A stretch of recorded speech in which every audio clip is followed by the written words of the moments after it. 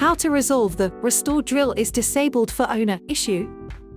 After a sub-admin user tries to start Restore drill from the AhsayCBS web console.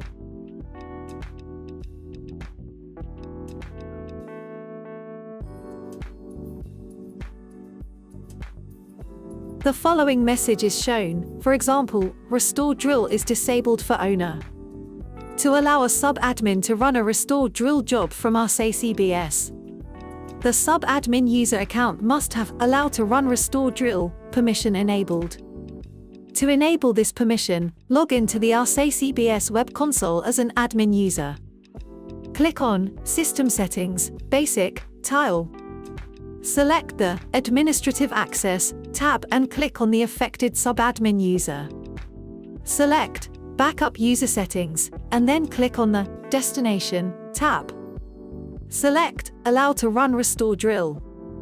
Click on the tick to save this setting.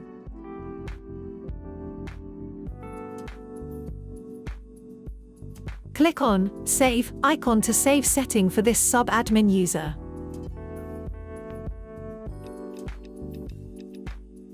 Log into the AhsayCBS web console as a sub-admin user. Select a backup user account and backup set.